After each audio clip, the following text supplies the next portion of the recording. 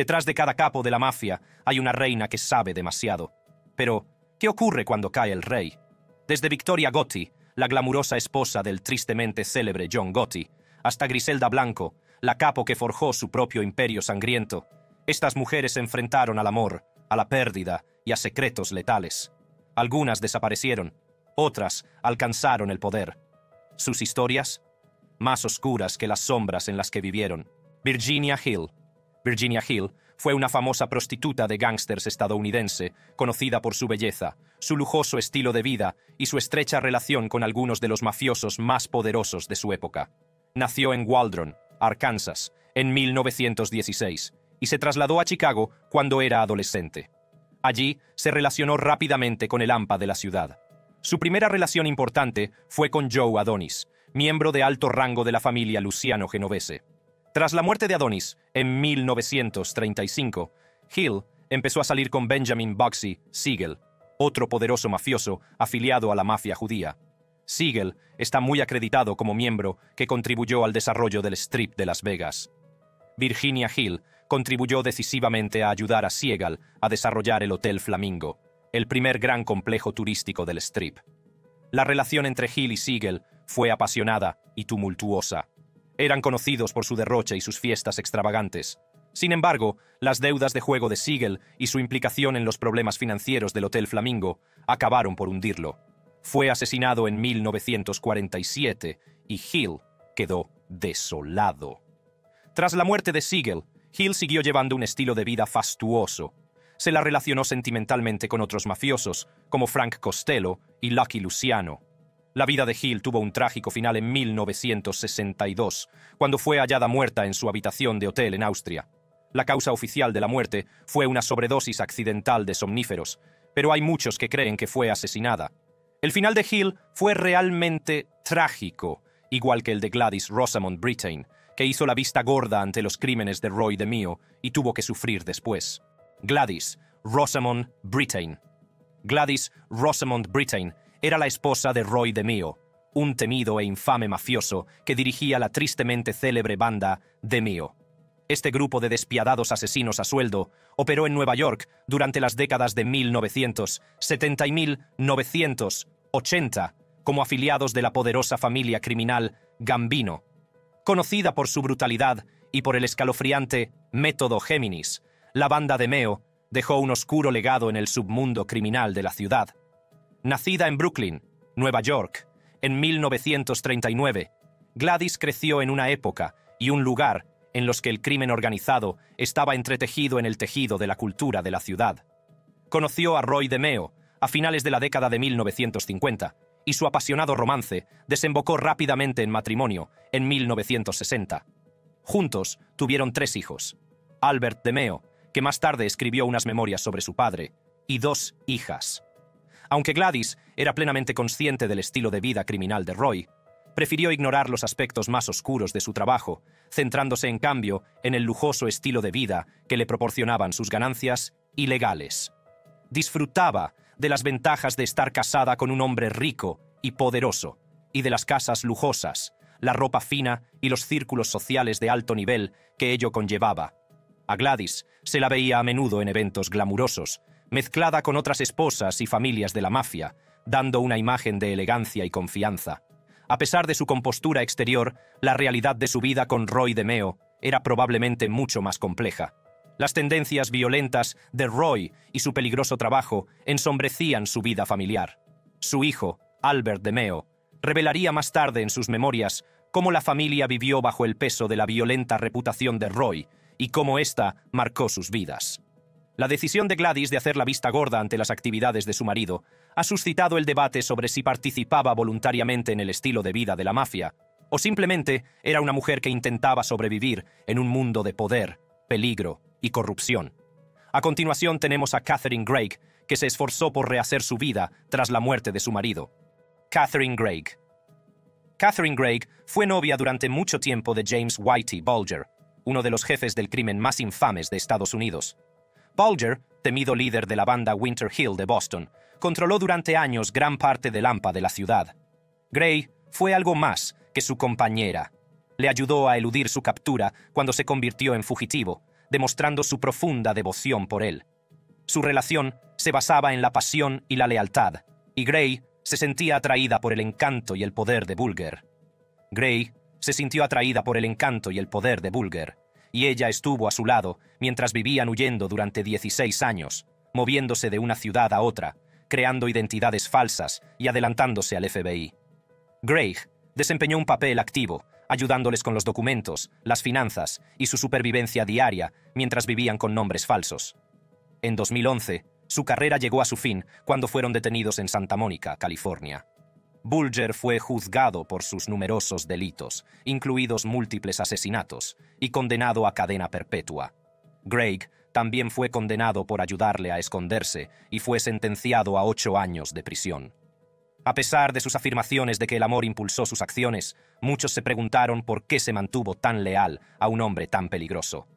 Tras cumplir su condena, Gray intentó rehacer su vida, pero la tragedia se cebó con ella cuando Bulger fue brutalmente asesinado en prisión en 2018. La pérdida de su compañero la dejó sola y ensombrecida por el legado de su infame historia. Hoy vive una vida tranquila, alejada de la mirada pública, cargando con el peso de su pasado y las decisiones que la unieron a uno de los criminales más temidos de Estados Unidos. Gray demostró ser una esposa resistente. María Filipa Messina se hizo con el control de la mafia tras la muerte de Nino Cinturino. María Filipa Messina. María Filipa Messina, la joven y seductora esposa de Nino Cinturino, se vio inmersa en el corazón de la mafia siciliana con solo 26 años. Su marido, un mafioso despiadado, fue encarcelado por ordenar el brutal asesinato de un gángster rival y de su madre. Messina, que tuvo que recoger los pedazos, sorprendió a muchos al llenar el vacío de poder y asumir el liderazgo del imperio criminal de su marido. Messina era conocida no solo por su aguda inteligencia y determinación, sino también por su cautivadora belleza, que a menudo utilizaba en su beneficio. En un mundo dominado por los hombres, su encanto y sexualidad se convirtieron en potentes herramientas que le permitieron manipular a aliados y rivales por igual. Surgieron historias sobre cómo combinaba la seducción con la estrategia, ganándose el respeto y el miedo de quienes se atrevían a enfrentarse a ella. Su capacidad para mantener su autoridad en un entorno tan peligroso y dominado por los hombres era tan extraordinaria como escalofriante. Durante varios años, María dirigió la mafia con mano de hierro, orquestando operaciones y manteniendo el control de la red de su marido. Su ascenso al poder la convirtió en una de las pocas mujeres con tanta influencia dentro de la mafia. Sin embargo, su reinado llegó a su fin en 1995, cuando las autoridades finalmente la atraparon. Su detención marcó un hito, ya que se convirtió en la primera mujer condenada en Italia a una pena de prisión de máxima seguridad. Nuestra lista continúa con Griselda Blanco, la mujer más peligrosa de la mafia. Griselda Blanco. Griselda Blanco, también conocida como la madrina de la cocaína, fue una narcotraficante colombiana que alcanzó el poder en las décadas de 1970 y 1980. Estuvo casada con varios hombres, algunos miembros del cartel de Medellín, y se convirtió en una de las narcotraficantes más poderosas del mundo. Blanco era conocida por su crueldad y su disposición a utilizar la violencia para conseguir lo que quería. Fue responsable de la importación de cocaína a Estados Unidos por valor de miles de millones de dólares. También supervisó varios asesinatos y otros delitos. Blanco, nacida en Colombia en 1943, pobre y maltratada, solo tenía 11 años cuando cometió su primer asesinato. Novia de adolescentes, mató a su primer marido y con el segundo se coló ilegalmente en Estados Unidos a principios de la década de 1970. Tras ser detenida en Nueva York por tráfico de drogas en 1975, huyó a Colombia, pero pronto regresó a Miami. Después de matar a sus 3 maridos en un arrebato de ira, la gente la llamaba la Viuda Negra. Le gustaba servir sustancias a las jóvenes y verlas posar desnudas. Organizaba frecuentes orgías en su casa de Miami. Otra anécdota la calificaba de compasiva por acceder al deseo de un condenado a muerte de que, en lugar de decapitarlo, le pegara un tiro en la cabeza. Blanco fue detenida en 1985 y condenada a 10 años de prisión. Fue puesta en libertad en 2004 y deportada a Colombia. El 3 de septiembre de 2012, Blanco, de 69 años, Estaba en una carnicería de Medellín cuando un asesino se acercó en moto, le disparó 2 tiros de revólver en la cabeza y huyó a toda velocidad. La historia de Blanco se ha contado en los documentales Cocaine Cowboys en 2006 y Cocaine Cowboys 2 en 2008. Catherine Zeta-Jones incluso dio vida al personaje de Griselda Blanco en el biopic televisivo Cocaine Godmother, estrenado en 2018. La historia de Blanco debe ser impactante para ti, pero espera que tenemos más historias sorprendentes para ti. Catherine Kelly. Catherine Kelly, la esposa de George Machine Gun Kelly, fue una de las esposas mafiosas más conocidas de su época. Era conocida por su belleza, su inteligencia y su inquebrantable lealtad a su marido. Kelly nació en 1904 en Oklahoma City. Conoció a George Kelly, conocido como Machine Gun Kelly, en 1927 y se casaron un año después. La pareja se convirtió rápidamente en una poderosa pareja de Lampa, y Kelly era la principal confidente y consejera de su marido. En 1933, Catherine fue detenida por el secuestro y rescate del magnate Charles F. Urschel. Intentó vender a Kelly, pero este fue detenido antes de que se llegara a un acuerdo con el FBI. Ambos, incluidas sus familias, fueron condenados a cadena perpetua. Fue puesta en libertad al cabo de 25 años y se fue a vivir con su madre a Oklahoma City. Murió en 1985 a los 81 años. La siguiente dama de hierro de nuestra lista estuvo casada con el mafioso más infame de Nueva York, John Gotti, Victoria DiGiorgio. Victoria DiGiorgio, un nombre sinónimo del glamour y la intriga del apogeo de la mafia, fue la devota esposa del tristemente célebre John Gotti. Era el jefe de la familia del crimen Gambino, una de las 5 familias de Nueva York. Victoria estuvo al lado de su marido, conocido como el Don Teflón por su habilidad para eludir las condenas durante su tumultuoso ascenso y caída en el mundo del crimen organizado. Conoció a Gotti, que por entonces estaba casado, en 1958, y ambos iniciaron un romance casi de inmediato. Se casaron en 1962 y tuvieron 5 hijos, entre ellos John A. Gotti y Victoria Gotti. A pesar de la notoriedad de su marido y de las numerosas batallas legales a las que se enfrentaron juntos, Victoria consiguió mantener cierta elegancia y aplomo. Su lealtad a John Gotti la convirtió en un símbolo de firmeza en el turbulento mundo de la mafia. Por supuesto, John Jr. hizo precisamente eso, convertirse en el jefe en funciones de la familia criminal Gambino mientras su padre estaba en la cárcel. Victoria dijo en una ocasión que se sintió traicionada por esta decisión. Yo prácticamente crié a mis hijos sola con Johnny ausente durante años, así que me rompió el corazón. Me sentí traicionada, la peor traición. Hubiera preferido tratar con otras mujeres, dijo. Victoria DiGiorgio vivió para ver a su marido encarcelado y se enfrentó a sus propios problemas legales durante ese tiempo, pero siguió siendo un pilar de fortaleza para su familia. A continuación, tenemos a Lottie Cole, que desapareció de forma extraña tras la muerte de su marido. Lottie Cole, Vincent, perro loco. Cole era un miembro agresivo y bravucón de la mafia irlandesa, y su esposa no era diferente. Nacida como Charlotte Denninger en Nueva York en 1899, se casó con su primer marido, Samuel Kreisberg, en 1917. Lottie conoció a Mad Dog Cole hacia 1930, y al año siguiente ambos fueron arrestados juntos cuando se descubrió una pistola no registrada en su habitación de hotel. Aunque el arma pertenecía a Cole, Lottie afirmó que era suya, demostrando así su inquebrantable lealtad hacia él. A pesar de su dedicación, su romance duró poco. En 1933, Lottie fue arrestada tras disparar accidentalmente a un transeúnte en el Bronx, lo que le valió una condena de 10 años de prisión. No está claro qué fue de ella después. Salió en libertad condicional en 1943, pero incumplió las condiciones y desapareció. Nadie sabe a dónde fue Lottie Cole ni qué le ocurrió. Vamos a contarle ahora la sorprendente historia de Maria Licciardi.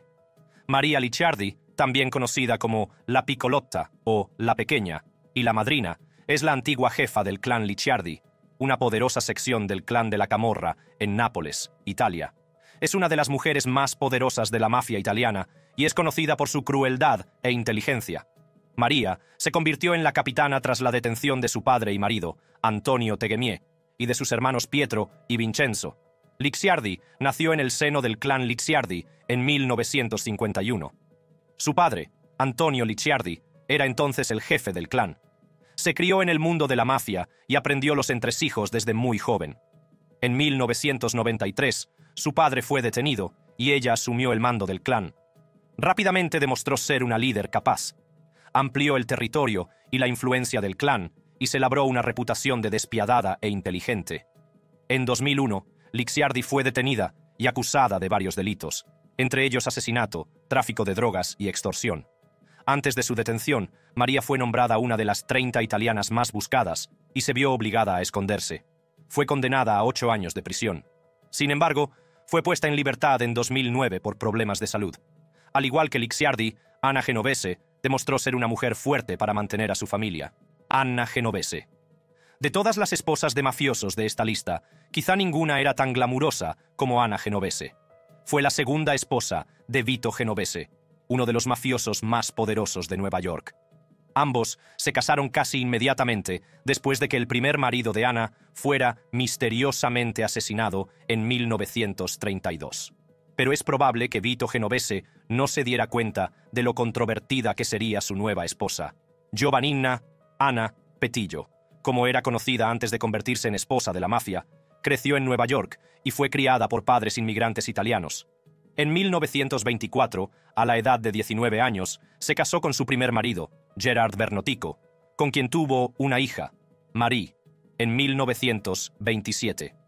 Gerard trabajaba como panadero, mientras que Anna trabajaba en un club nocturno de Greenwich Village. No está claro cuándo se conocieron Vito Genovese y ella, pero enseguida le llamó la atención y no aceptó un no por respuesta. Después de que su primera esposa, Donata Ragone, muriera de tuberculosis en 1931, puso sus ojos en Anna. En marzo de 1932, Gerard apareció estrangulado en la azotea de un edificio. No hubo condena por el asesinato, pero informante de la mafia, Joseph Valachi, afirmó que Vito había puesto un golpe en Bernotico.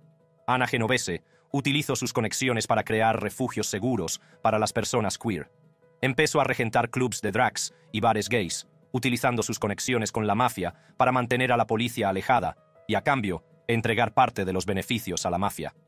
Su primer club, el Club Caravan, abrió en 1939 y acogió a algunas de las drag queens más importantes de la época. También era copropietaria del 181 Club, al que la gente se refería como el Copacabana homosexual. Mientras tanto, Vito estaba exiliado en Italia. Para Anna, esto era ideal. También le permitió explorar su sexualidad y, al parecer, tuvo múltiples aventuras con varias mujeres a lo largo de este periodo. Incluso, cuando Vito volvió a América en 1945, ella dejó claro que había terminado con él. Siguió viviendo, dirigiendo sus clubes y criando a su familia, hasta que murió en 1982 tras sufrir un derrame cerebral. La siguiente en nuestra lista es Pupetta Maresca, una reina que estuvo casada con un jefe de la mafia italiana. Pupetta Maresca. Pupetta Maresca no era la esposa de un mafioso estadounidense, pero se hizo un nombre al casarse con Pasquale Simonetti, miembro de una organización criminal italiana conocida como La Camorra. Assunta Maresca, apodada Pupetta o Muñequita por su atractivo, creció como sobrina de Vincenzo Maresca, un jefe del crimen local, y nunca se le ocultaron las actividades ilícitas de su familia. Cada año, su familia celebraba el día en que su padre escapaba de la cárcel, y les apodaban los Lampetielli, o los cuchillos relámpago, por sus impresionantes habilidades con el cuchillo. Pero Pupetta no decidió inmediatamente seguir los pasos de su familia. De hecho, tomó una dirección muy distinta: el concurso de belleza. A los 19 años ganó un concurso local y llamó la atención de Simonetti. Aunque Simonetti no estaba a la altura del tío de Maresca, su boda fue un acontecimiento fastuoso. Parecía que ambos iban a tener una vida feliz. Por desgracia, ese sueño se esfumó rápidamente. Simonetti había enfadado a un antiguo socio llamado Antonio Esposito, y la respuesta de Esposito a cualquier desaire que Simonetti cometiera contra él fue contratar a un asesino a sueldo y hacer que mataran a Simonetti solo 3 meses después de su boda con Maresca. Pupetta Maresca era ahora viuda y estaba embarazada de 6 meses del hijo de su difunto marido. Naturalmente, estaba apesadumbrada, pero su dolor se transformó rápidamente en ira y decidió tomar cartas en el asunto. Con la ayuda de su hermano Ciro, localizó a Esposito y le disparó 29 tiros a plena luz del día. El juicio de Maresca fue un espectáculo público, en el que muchos se esforzaron por comprender cómo una mujer tan joven y bella podía cometer un acto de violencia tan extremo. Muchos incluso la apodaron la diva del crimen. Sin embargo, se consolidó como una especie de celebridad cuando proclamó ante el tribunal: lo volvería a hacer sin dudarlo. A pesar de la simpatía pública, la nueva madre fue condenada a 18 años de cárcel por el asesinato. Solo cumplió algunos de esos años antes de ser indultada en 1965. Sin embargo, al salir de la cárcel, se involucró con la camorra. Mientras Pupetta Maresca era conocida por su belleza e inteligencia, Jerry McGee destacaba como la fuerte esposa del mafioso Rosenthal. Jerry McGee. Al crecer en la pobreza en Sherman Oaks, California, McGee y su hermana solían aceptar trabajos ocasionales para llegar a fin de mes. Como dijo su hermana Bárbara, Jerry odiaba ser pobre más que nada. Tras probar varias profesiones después del instituto, McGee descubrió que nada le convencía. Finalmente, se trasladó a Las Vegas, donde trabajó como camarera y corista. Sin embargo, pronto descubrió que podía ganar una fortuna con las fichas de los casinos, con las que ganaba entre $300,000 y $500,000 al año. Entonces, llamó la atención de una de las figuras más prominentes de Las Vegas, Frank Lefty Rosenthal, que comentó que McGee era la chica más guapa que había visto nunca. Su relación distaba mucho de ser un cuento de hadas. Rosenthal dudaba a menudo de que McGee le amara de verdad, ya que ella tenía muchos otros pretendientes, la mayoría de ellos afincados en Nueva York o California. Sin embargo, McGee se resistía a abandonar la excitación de Sin City. Fue la sugerencia de un amigo lo que la llevó a casarse con Rosenthal. Después de todo, él era rico y ya vivía en Las Vegas, por lo que le ofrecía el estilo de vida que deseaba sin necesidad de mudarse. Según Rosenthal, Jerry estaba enamorada del dinero. Él tenía dinero y le ofrecía seguridad. Así que se convirtió en la esposa de un mafioso, pero no era de las que querían sentar la cabeza y formar una familia. Los dos peleaban a menudo. McGee acusaba a Rosenthal de tener aventuras. Rosenthal la acusaba de beber demasiado y tomar demasiadas pastillas. Contrató a investigadores privados para que la vigilaran y amenazó con divorciarse si no tenía un segundo hijo con él. Ella lo hizo, pero solo la deprimió más. Entonces, McGee tuvo una aventura con uno de los socios de Rosenthal, Tony Spilotro, y su matrimonio llegó a un punto sin retorno. Poco después, Rosenthal estuvo a punto de morir cuando su coche explotó en un intento de asesinato. Unas semanas más tarde, Jerry McGee se desplomó en el vestíbulo de un hotel de Beverly Hills, con las piernas cubiertas de moratones. Tenía una cantidad letal de cocaína, Valium y whisky en su organismo, y murió en el hospital 3 días después. Poco después, Rosenthal estuvo a punto de morir cuando su coche explotó en un intento de asesinato. Unas semanas más tarde, Jerry McGee se desplomó en el vestíbulo de un hotel de Beverly Hills, con las piernas cubiertas de moratones. Tenía una cantidad letal de cocaína, Valium y whisky en su organismo, y murió en el hospital 3 días después. La siguiente historia trata de la esposa del jefe de la mafia, Al Capone. Mae Capone. Al Capone no necesita presentación. Capone gobernó el Chicago de principios del siglo XX y era conocido como el enemigo público número 1 por los agentes federales. Se hizo un nombre gracias en gran parte a la ley seca y a su habilidad para hacer llegar el alcohol al pueblo estadounidense. Y a su lado estaba su mujer, Mae. Muchos consideraban a Mae Capone algo más que la esposa de Al Capone. La llamaban su protectora. Cuando se conocieron, Al ya estaba metido en asuntos turbios. Él tenía entonces 18 años y ella unos cuantos más, pero enseguida congeniaron y Al incluso consiguió impresionar a los padres de Mae. Mae Coughlin, como se la conocía entonces, era una mujer católica irlandesa educada. Muchos consideraban que casarse con un hombre más joven y menos culto era casarse con alguien inferior, pero ella no estaba de acuerdo. Los dos tuvieron su primer y único hijo juntos, antes incluso de casarse, y finalmente se casaron en 1918. Pero a pesar del compromiso de Mae con su marido, él estaba mucho menos comprometido con ella. Con el tiempo, Al Capone contrajo la sífilis, probablemente mientras trabajaba como portero en un burdel. Mae Capone Sabía lo que su marido hacía para trabajar, pero fue su infidelidad lo que más dolor le causó. Se dice que una vez le dijo a su hijo: «No hagas lo que hizo tu padre. Me rompió el corazón». Mai Capone, la perfecta esposa de la mafia, nunca se separó de su marido. Incluso cuando la sífilis hizo que sus facultades mentales volvieran a ser las de un niño de 12 años, ella permaneció a su lado. En sus últimos años, cuidar de él se convirtió para Mae en un trabajo a tiempo completo, que solo terminó cuando Al murió en 1947. Mae Capone vivió hasta los 89 años, pero según sus nietas, nunca volvió a ser la misma tras la muerte de su marido. Es como si la casa hubiera muerto con él. Aunque vivió hasta los 89 años, algo en ella murió cuando él murió. Otra peligrosa dama que construyó su propio imperio criminal es Stephanie St. Clair. Stephanie Street Clair era la tristemente célebre reina del negocio de los números ilegales en el barrio neoyorquino de Harlem.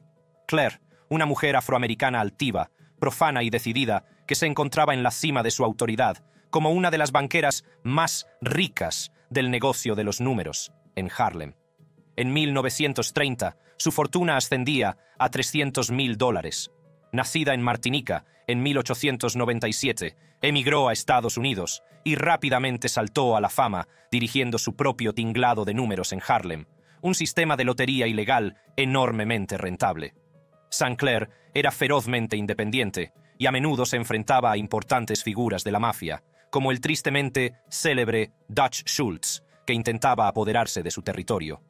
A pesar de enfrentarse a numerosos desafíos, mantuvo el control de sus operaciones mediante alianzas estratégicas y una mente aguda. En 1935, Schultz amplió el negocio de los números a unos $100 millones anuales. Utilizó a su genio de los números, Carl Abba Dabba Berman, para asegurarse de que los números de 3 cifras más apostados no ganaran. Berman sobornaba a los técnicos de los hipódromos para alterar los números. Tras la muerte de Schultz, la policía encontró un telegrama entre sus pertenencias. El mensaje decía: «No seas cobarde. Lo que siembres, cosecharás». Madame St. Clair, reina de la política. La prominencia de St. Clair, sin embargo, se desvaneció a partir de entonces. Uno de sus empleados, Ellsworth Bumpy Johnson, aceptó supervisar los números en Harlem, pero trabajaba para Luciano, cuya familia evolucionó hasta convertirse en el grupo criminal genovese. Johnson, un narcotraficante convicto con unas 40 detenciones, murió en 1968. St. Clair le siguió en muerte ese mismo año. Nuestra lista termina con punto. Karen Friedman Hill. Nacida en 1946, Karen Friedman procedía de una familia judía que vivía en la zona de Five Towns, en Long Island. Poco se ha hecho público sobre su joven vida hasta el momento en que conoció a Henry Hill. Corría el año 1965 y ella trabajaba como higienista dental cuando conoció a Hill en una cita doble, tal y como se muestra en Goodfellas. Pero a diferencia de la película, la amiga de Karen salía con un gángster socio de Henry llamado Paul Vario Jr., hijo del jefe del crimen local Paul Vario, y no con Tommy DeSimone, en quien se inspira el personaje de Joe Pesci en la película. Al principio del matrimonio, Karen Friedman Hill no tenía ni idea de los negocios mafiosos ilegales de su marido con la familia Lucchese. Basándose en las mentiras que él le había contado, pensaba que era albañil y funcionario sindical de bajo nivel. La pareja, aparentemente normal, empezó a construir una vida normal y tuvo 2 hijos, Greg y Gina, poco después de casarse. Con el tiempo, Karen se dio cuenta de las actividades delictivas de su marido, pero superó con bastante rapidez cualquier reserva que pudiera haber tenido inicialmente. De hecho, le confesó a Gina que el brillo y el glamour del estilo de vida de los gángsters era lo que la atraía de Henry. Las cosas empeoraron cuando Henry fue condenado a 10 años de cárcel por extorsión en 1974, dejando a Karen Friedman Hill a su suerte sin la ayuda de los socios mafiosos de Henry. Mientras tanto, Karen Friedman Hill mantenía una relación con Paul Vario mientras Henry estaba en prisión. Y a Vario no le gustó el intento de violación de DeSimone. Henry, que había rebotado por todo Estados Unidos y finalmente aterrizó en el sur de California, murió de complicaciones relacionadas con enfermedades del corazón a la edad de 69 años en 2012. Durante todo este tiempo, Karen ha estado viviendo bajo un nombre falso y los detalles de su vida actual no son públicos. Como hemos visto, las esposas de los jefes mafiosos fallecidos a menudo se enfrentaban a una compleja mezcla de poder, peligro y oscuridad final. Algunas continuaron su vida en la sombra, mientras que otras se vieron atrapadas en las secuelas de los imperios criminales de sus maridos. ¿Qué historia te parece más trágica?